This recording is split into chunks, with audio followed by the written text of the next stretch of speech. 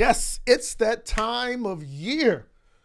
It's time for the free application of federal student aid, better known as FAFSA. Now, so many times people often ask me questions like, Kantis, how can I get money for college? Well, one of the first ways is to complete FAFSA. And in this video today, I'm going to talk about how FAFSA have some new updates and what you need to do, how it would impact you, and how it would impact how much money you receive for college. Hey, welcome to the Kantis Simmons Show.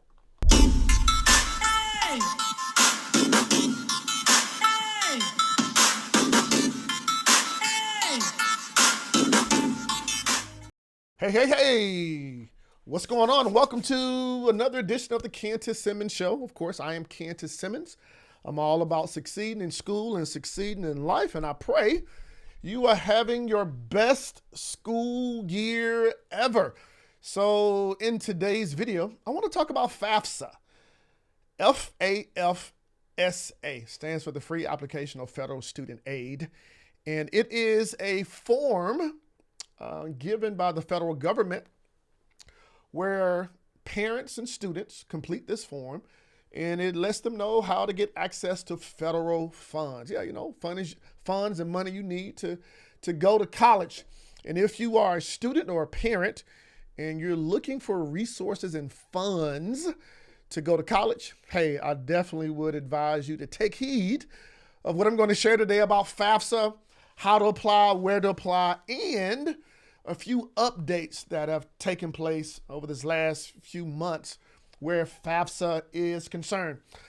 So I do want to say this, I found that one of the reasons students drop out of college and don't go to college is because of a lack of money, right? And I'm super passionate about that. And over the last few weeks and months, I've been helping some families get money for college. Yeah, get money for college in our college funding program. I do a workshop called Scholarships Unleashed. And it's a 3-day workshop, virtual workshop, where I work with families and students, and we walk through the entire college funding process. And because you're watching this video, I would love to give you a special invite to join us for our next 3-day college funding workshop called Scholarships Unleashed. Simply go to kantissimmons.com/unleash. We'll talk about how to get money from the government. We'll talk about how to find other people's money in the form of scholarships, and some cool things you can do with your own money to pay the big college funding bill. If you want to participate in that, hey, simply go to kantissimmons.com/unleashed. So let's talk about FAFSA. Now, my 3-step equation that I recommend to anybody for funding college is GM plus OM plus YM. GM plus OM plus YM. Now that stands for, GM stands for the government's money, right? OM stands for other people's money. And then YM stands for your money. Now, when it comes to getting the government's money, one of the easiest and best ways to do that is through completing a form called FAFSA. It's the free application of federal student aid. As a matter of fact, let me pull up the website and show you exactly where to go to complete FAFSA. Let's make sure that we can see this here. Yeah, there it is. So this website here, studentaid.gov, that's where you can complete FAFSA, the FAFSA form. And FAFSA, again, is the free application of federal student aid. And we'll talk about some cool things on this website that you can do and get access to, so you can find out how much money is available. All right. Now, let me give you a few things about FAFSA. By completing this form, this shows the government how much money you need to pay the big college tuition bill, right?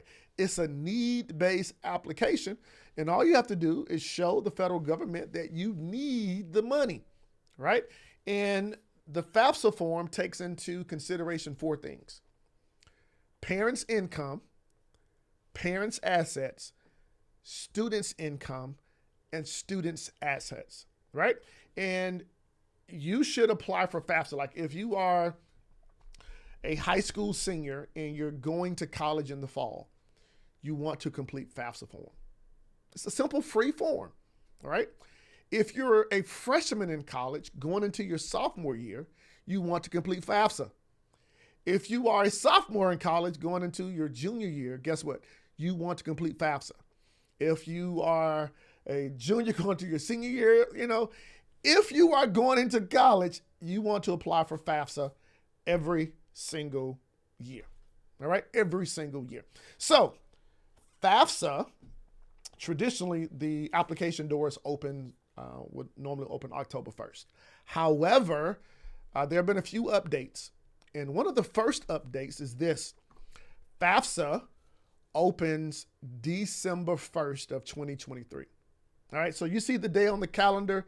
The doors may be open now. They'll be opening soon, but that's the first thing.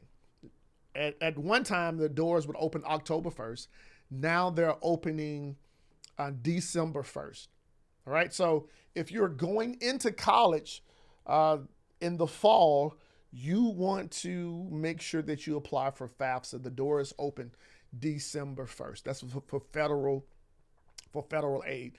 Also, along with that, you want to also realize that I believe for the 2024-2025 school year, December 1st is going to be the day that it opens. And I believe they're going to go back to October 1st the year afterwards, right? So that's one of the updates with FAFSA is that, hey, December 1st is the time period that the doors open, all right? That means you can go to the website, studentaid.gov. You can go here and complete the FAFSA form, and it talks about some really cool things there and walk you through that entire process, all right? So that's the first update. The second update with FAFSA is now they have a new way to calculate how much money is available to you and for you. All right. So a significant change is that FAFSA's, they're using something called the Student Aid Index, which replaces the EFC. All right. So now they use an index number to determine how much aid is available to you and your household. All right. So they take the cost of attendance, the COA, the cost of attendance, minus this index that they're now using to determine how much money is available to you. Now, here's the cool thing about this. Every college has a different cost of attendance, right? So when you complete FAFSA and they pull up your student aid ID, the SAI, that's what the new thing they're calculating now, that's going to now show you how much aid is available if you attend a certain college, okay? So that's the second big update, just a new methodology on how they calculate how much is available to you and your household, all right? The third update is this. More students now will qualify for Pell Grant. Now, I think this is a big thing and an awesome thing, right? So the Pell Grant is a form of financial aid available to undergraduate students that do not need to be repaid. Yeah, so free money. It's a Pell Grant. The good news is that the bill has expanded eligibility to a larger range of grantees. Furthermore, students can be made aware of their Pell Grant eligibility before they fill out the FAFSA, giving lower income students a huge incentive to not only submit the financial aid form, but seriously consider college. Now, with all of the new changes to FAFSA, this is one of the cool benefits, right? Now, more funds are being made available through the Pell Grant, right? How do you get access to this? How do you become eligible for the Pell Grant? Is by completing FAFSA, completing the free application of federal student aid. So that's another big update. A fourth update is now, of course, consent is required for tax data transfers, right? So you can, when you complete the FAFSA form, you can have your tax forms, the forms you get from the IRS, and you can have them transferred to the FAFSA application. But guess what? As a spouse, you have to signed a consent form to have that pulled over. So if you're in a unique situation with parents, right, and you complete the FAFSA form and you've completed your taxes, rather than them just pulling information, you have to now give consent. All right.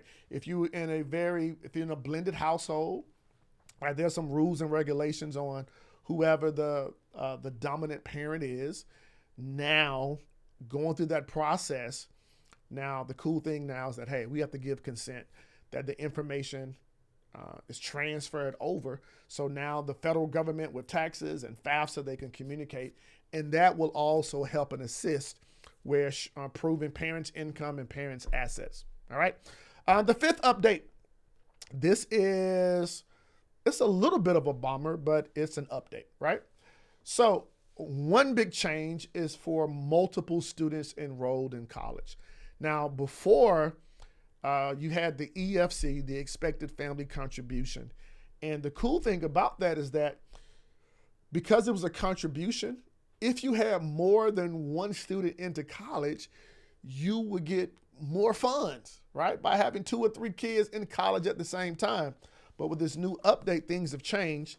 And under the new rules, this is no longer the case, right?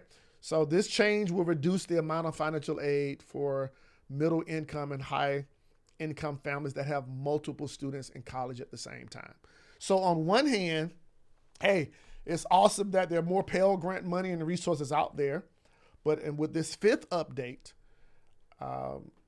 where you can have multiple kids in school and you get the benefits from that, the contribution, now that's no longer the case where FAFSA is concerned. So if you got 2 or more kids that are going to be in college at the same time, you still want to go through the process to make sure you complete FAFSA to show that student aid index. And now you won't have as many benefits now because it's no longer a contribution. They're now using the index, and FAFSA has taken that away. And here's one of the last big updates. I like this update. It's a simple update, but it's a big one. Students now can list up to 20 schools on their digital applications, right? So now when you complete FAFSA, I believe before it was 10, you could go into the system and you could put, here are 20 schools that I'm seriously interested in to go to, right? And you put those 20 schools in. Now, guess what? Each of the schools have a different cost of attendance, right? And so now by you showing that you need the money for college, they can take that need and now compare it to those 20 different schools. And with those 20 different schools, they now can show you how much aid is available to you. Now, that's powerful because I believe you should look for a college the same way you should look for finances for a college. Like they go hand in hand, right? Searching for a college, searching for funds go hand in hand.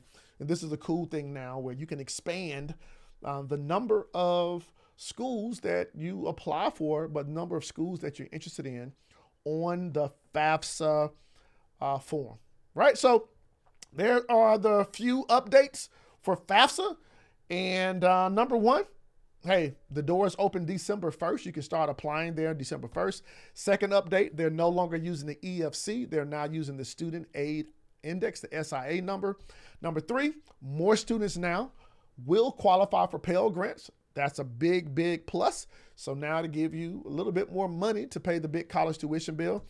Update number 4, you have to give consent to have your taxes and IRS information transferred over to the FAFSA form. Number 5, no longer is there a benefit to have multiple kids in college.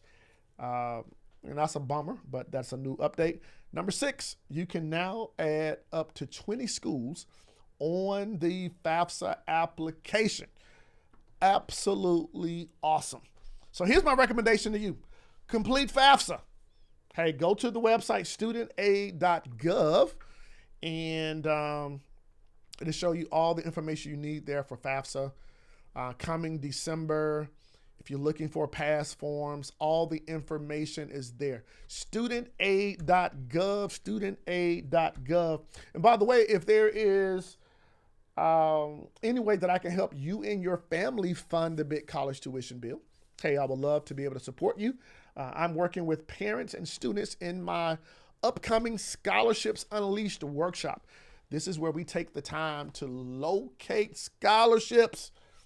Get as much money as you can from the federal government. Like, do what you can do. But the real awesomeness of finding college funds is to locate, to lock down scholarships.